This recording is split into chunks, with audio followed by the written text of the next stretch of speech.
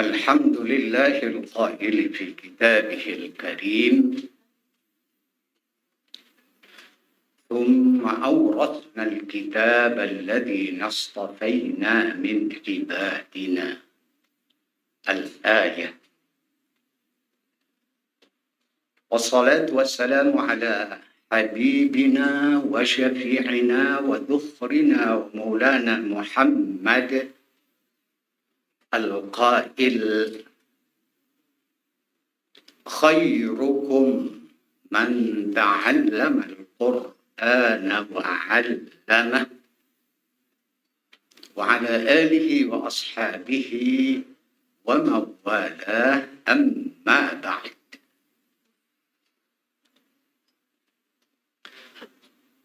Alhamdulillah kita berkumpul di tempat ini fi'liyah. Sehingga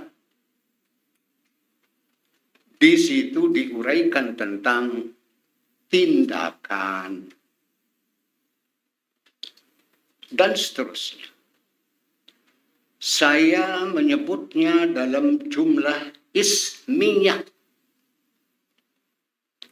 Sehingga disebut nama, dan seterusnya. Yang ketiga terkait hukum. Saya tidak akan bicarakan itu.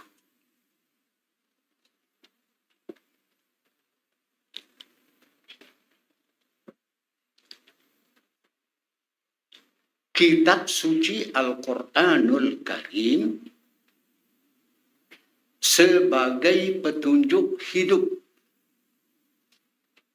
guna meraih keselamatan di dunia dan di akhirat. Ia dibaca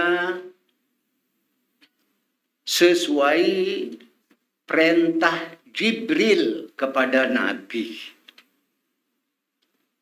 Tentu Jibril menyampaikannya sesuai kehendak pemilik firman.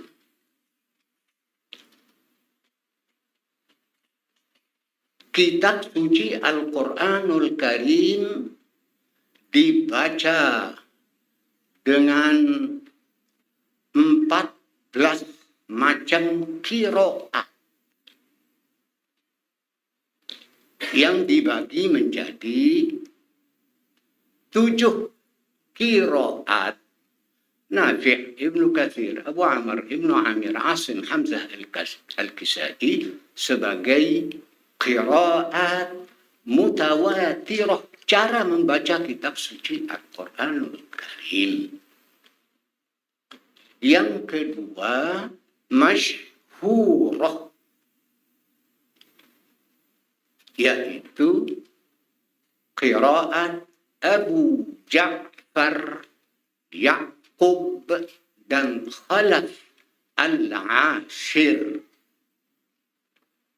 Sedangkan 4 yang disebut dengan qiraat adalah syadz. Tidak boleh diyakini sebagai Al-Quranul Karim, melainkan dijadikan sebagai rujukan tafsir. Dia yang dikedepankan. Manakala 7 qiraah mutawatirah dan masyhurah tadi dihadapkan kepada yang syadzah, maka 10 qiraat itu disebut sebagai qiraat mutawatirah. Itu sebabnya para ulama menulis kitab. Salah satunya judul Al-Qira'atul Ashar Al-Mutawatirah min Tariqai Asy-Syatibiyah wad-Durrah. Qiraat 10 ini disebut qiraat 10 kecil. Al-qiraatul 'ashar as-sughra. Sedangkan qiraat 10 besar, al-qiraatul 'ashar al-kubra, yaitu qiraat 10 yang dibahas di dalam kitab An-Nashr fil Qiraatil Ashr yang ditulis oleh tokoh terkemuka Al-Imam Ibnul Jazari, wafat 833 Hijriah. Apa yang ada di dalam kitab itu diwujudkannya dalam bentuk bait-bait nazam yang disebut dengan Thayyibatun Nashr, yang terdiri dari 1000 bait nazam. Apa yang ada di dalam nazam dan An-Nashr fil Qiraatil Ashr itu disebut qiraat 10 besar. Karena 10 kecil ada di dalamnya, tetapi yang ada di dalam 10 besar ada yang tidak tertera di dalam qiraat 10 kecil.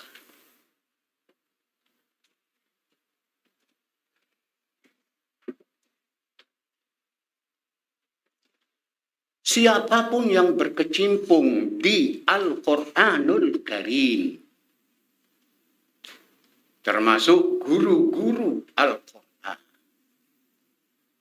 harus memahami 4 istilah populer.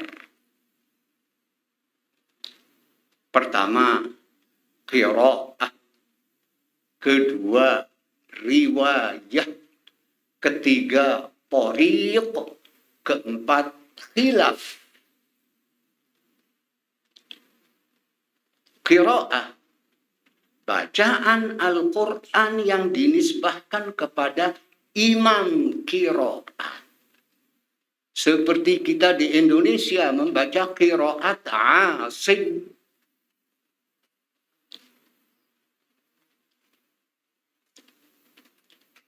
Yang kedua, riwayah.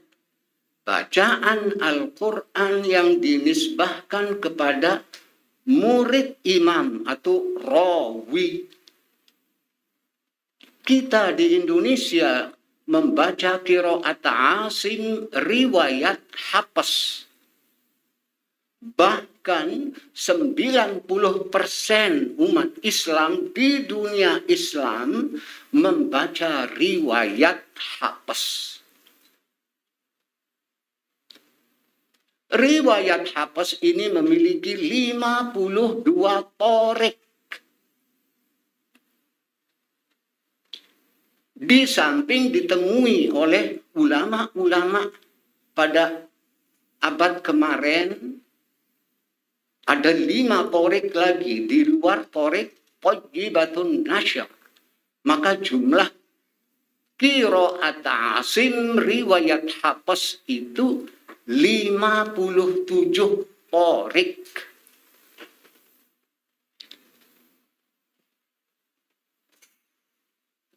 Siapapun guru Al-Quran, pesantren Al-Quran, perguruan tinggi Al-Quran yang tidak mengetahui 4 istilah itu diduga keras melakukan tarkibut turuqi, tumpang tindih. Tumpang tindih itu ada 4 pernyataan ulama. Pertama, salah. Kedua, cara baca aib. Ketiga, cara baca makruh. Hampir semua kitab tajwid dan kitab qiraat menegaskan haram hukumnya.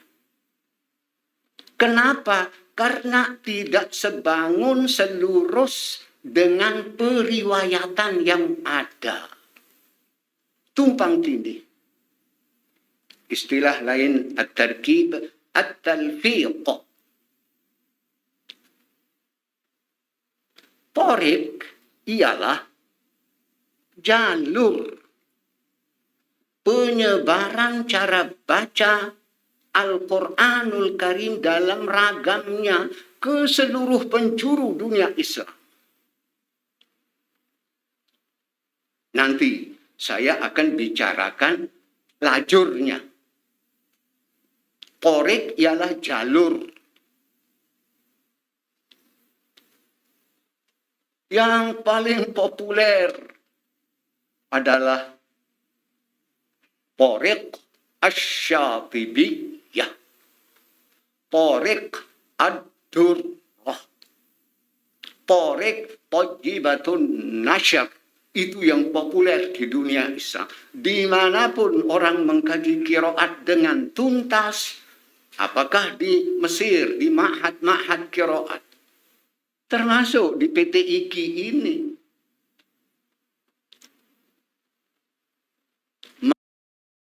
maka 3 kitab itu dikaji.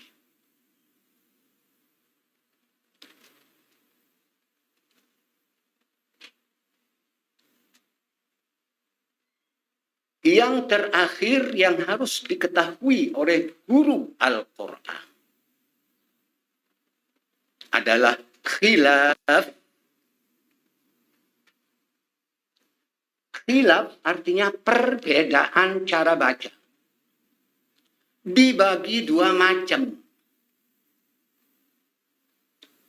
Khilaf wajib dan khilaf jaiz.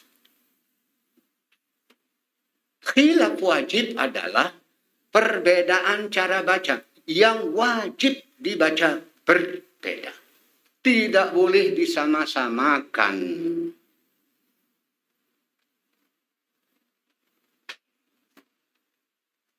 Contoh, Maliki, suratul Fatihah kita sudah hafal semua. Dalam konteks qiraat 7 yang baca dengan panjang cuma 2 orang. Imam Asim dan Al-Kisai. 5 orang itu dengan pendek. Nanti itu ada pengaruh terhadap tafsir. Ini namanya khilaf wajib. Yang kedua khilaf jaiz, yaitu perbedaan cara baca dalam ragamnya yang boleh dipilih. Seperti kalau di pesantren diajarin saat mau membaca Al-Quran, isti'adzah dan basmalah 4 macam cara. Pilih salah satu. Juga panjang mata arid lis sukun. Boleh 2 harokat, boleh 4 harokat, boleh 6 harokat. Pilih salah satu dengan tetap menjaga keserasian. Keserasian itu adalah salah satu unsur keindahan. Keindahan itu kebutuhan hidup manusia.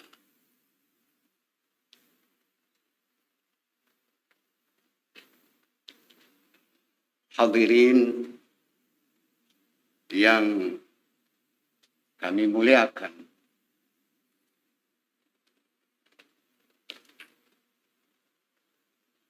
Terkait dengan sanad. Dalam konteks judul lajur. Sanad adalah kalau menurut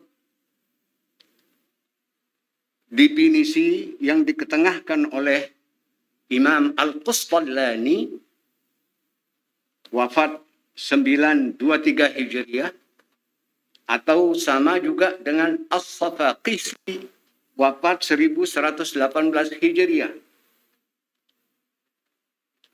Dalam kitab beliau Ghaithun Nafi'i dan seterusnya. Beliau mengatakan sanad itu atau al-isnad at-turuqul muwassilah ilal Qur'an. Jalur-jalur yang mengantarkan seseorang terkait dengan cara baca Al-Quran.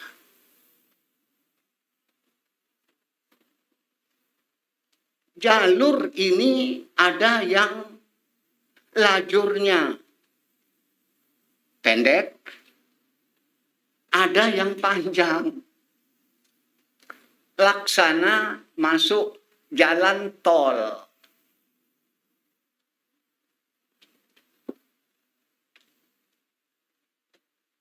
Biasanya jalan tol itu biasanya jalur paling kanan itu adalah lajur cepat. Kenapa cepat sampai agak pendek waktunya?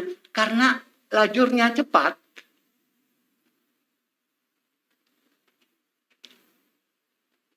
Dalam konteks sanad atau al-isnad ada ulama Al-Quran, terutama ulama qiraatil Quran, yang jalur sanadnya kalau dilihat dari segi lajurnya agak pendek. Seperti kalau memiliki kitab At-Tajwidul Musawwar, di situ disebutkan bahwa Dr. Aiman Rusdi Suwaid, jalur sanad beliau itu sampai ke Imam Asy-Syatibi itu cuma 13.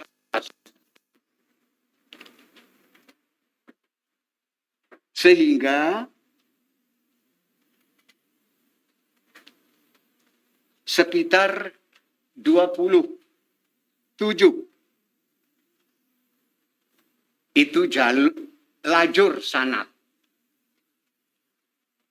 Beliau terima dari banyak ulama, antara lain yang bernama Syekh Abdul Aziz Uyunus Sud, sampai beliau berkata dalam nazomnya, "Hada a'azzu sanadin fid dunya, rutbatuhu bil ittifaqil ulya, li halu syaman wa yaman, wa qad atana sa'iqan bila thaman." Ini lajurnya paling pendek. Sanad orang lain seperti orang di Indonesia ini ada sampai 30. Jadi terkait sanad ada yang panjang, ada yang pendek.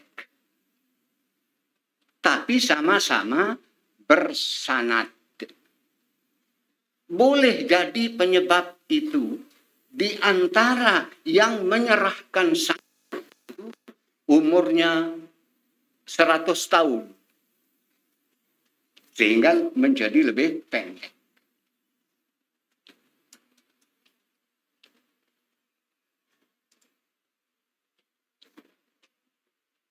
Menurut sebahagian ulama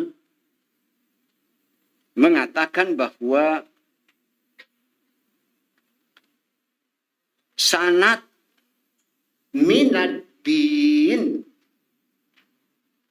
termasuk gerak dalam beragama. Sanad. Apa beliau katakan? Walaulal isnad laqala man syaa ma syaa. Tanpa ada sanad, orang yang mau berkata itu semaunya dia akan mengatakan sesuatu. Inilah betapa sanad itu. Nabi membacakannya kepada para sahabat. Sahabat Nabi membacakannya kepada para tabi'in. Para tabi'in mengajarkan cara itu kepada tabi'it tabi'in. Dan demikian terus bergulir dengan indahnya cara baca Al-Quran sampai hari ini dan sampai hari kiamat. Baca Quran itu tidak boleh dibuat-buat. Semau gue tidak boleh. Jika ada orang seperti itu, kufur gitu. Ini forum ilmiah. Kewajiban kita saling mengingatkan. Itu sebabnya kalau ada masyarakat, alhamdulillahi rabbil ngalamin, tolong perbaiki Pak. Kalau ada orang membaca alhamdulillahi rabbil ngalamin, tolong perbaiki, wajib kita memperbaikinya.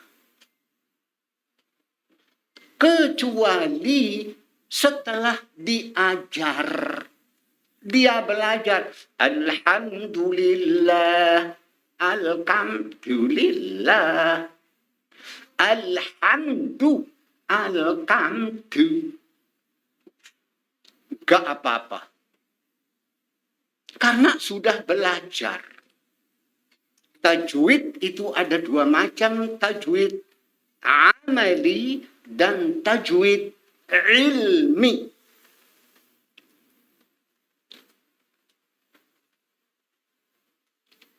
Kalau ada di kampung kita membaca seperti itu, ulama Quran itu tidak memperbaikinya, tidak mengajaknya untuk belajar. Wallahu a'lam, siapa yang berdosa? Melalui forum ini, mari bapak-bapak kita semua memperbaiki masyarakat. Cara membaca kitab suci Al-Quranul Karim, khususnya di Indonesia ini, masyarakat umum. Qiraat Asim, riwayat Hafs, belum tentu toreknya.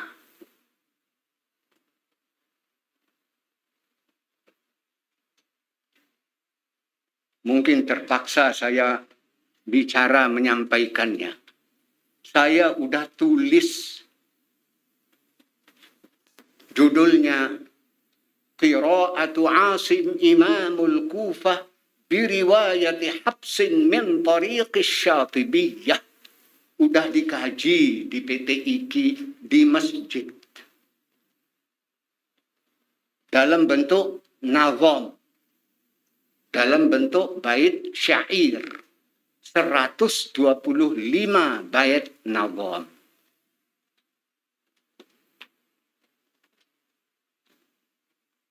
Begitu juga, sekali lagi mohon maaf, terpaksa saya ngomong. Begitu juga, saya tulis Qiraatu Asim Imamul Kufah biriwayati Hafsin min tariqit Tayyibah. Cara baca Hafs dalam Thariq Thayyibatun Nashr.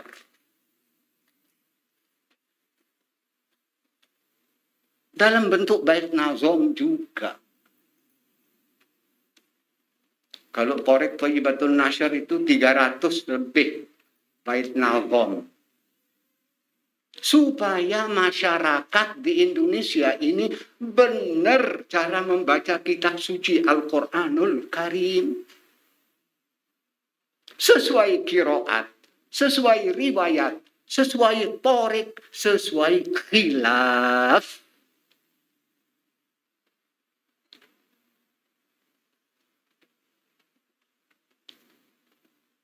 Nabi mengajarkan ke keluarga beliau, ke para sahabat-sahabat, ke tabi'in, tabi'in, begitu terus. Nah, inilah yang disebut dengan sanad.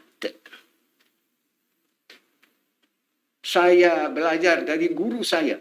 Guru saya itu dari gurunya. Gurunya itu dari gurunya. Contoh Imam Asy-Syatibi umpama. Beliau belajar cara baca kitab suci Al-Quran itu dari gurunya Ibnu Hudzail. Ibnu Hudzail dari gurunya Ibnu Najah. Ibnu Najah dari gurunya Abu Amr Ad-Dani. Abu Amr Ad-Dani dari gurunya Ibnu Ghalbun. Ibnu Ghalbun dari gurunya Al-Hashimi. Al-Hashimi dari gurunya Al-Ushnani. Al-Ushnani dari gurunya Ubaid ibn Sabbah. Ini guru murid langsung hafaz.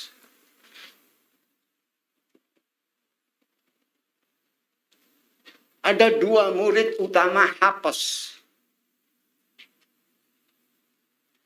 Namanya Ubaid ibn Sabbah dan Amr ibn Sabbah.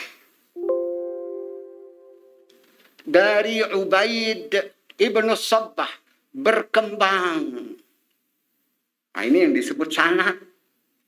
Berkembang kepada dua orang. Namanya Al-Hashimi dan Abi Thahir. Dari Al-Hashimi ini berkembang lagi ke 10 torik. Dari Abi Thahir 14 torik.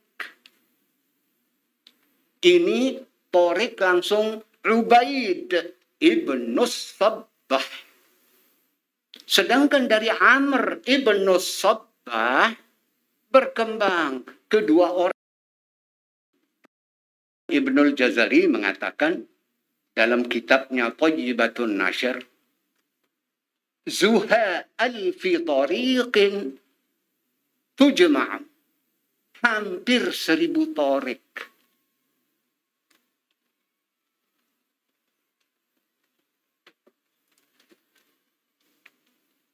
Nah, sekarang apa bedanya dengan ijazah? Ijazah sanad, ijazah qiraat riwayat. Ijazah infadul amri dari segi bahasa. Menurut Imam As-Suyuti, kasyahadah sama dengan syahadah.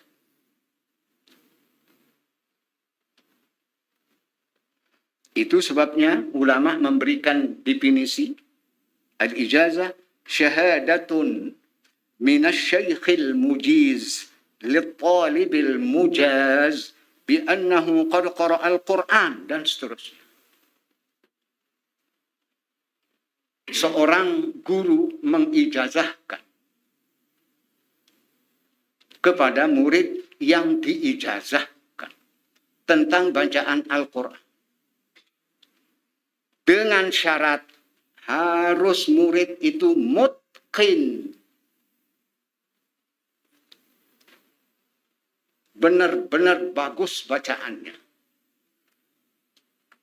Karena itu diharapkan sebagai generasi berikutnya, nanti milenial berikutnya, menjaga kitab suci ini dari cara bacanya.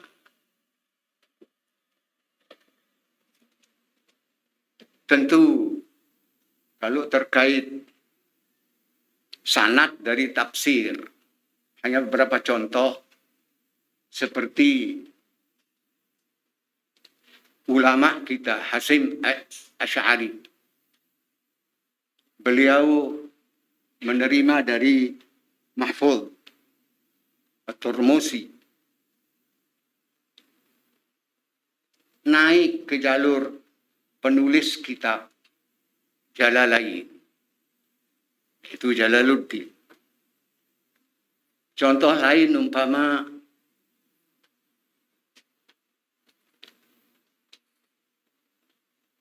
seorang dari Padang, ulama terkemuka di Mekah, Syekh Yasin, beliau menerima sanad tafsir Jalalain itu dari 4 orang. Salah satunya bapaknya. Dan demikian seterusnya sampai penyusun kitab, yaitu Jalaluddin.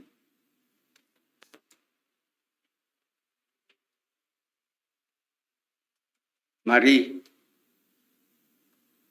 para hadirin, para kiai, para calon kiai yang akan memasyarakatkan kitab suci Al-Quranul Karim harus menyampaikannya ke masyarakat luas secara baik dan benar dan dengan bijaksana sesuai qiraat, riwayat,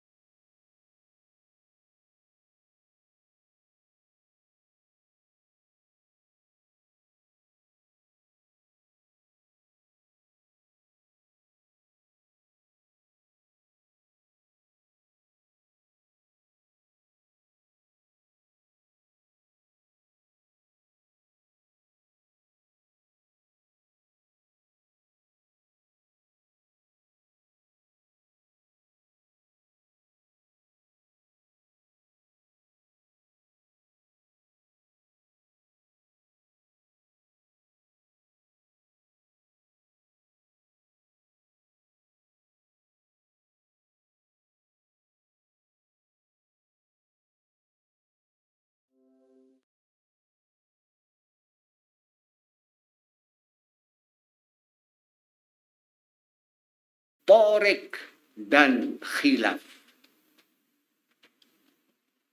Demikian yang perlu saya sampaikan. Wallahu a'lamu bis-shawab. Wabillahi taufiq wal hidayah. Wassalamualaikum warahmatullahi wabarakatuh.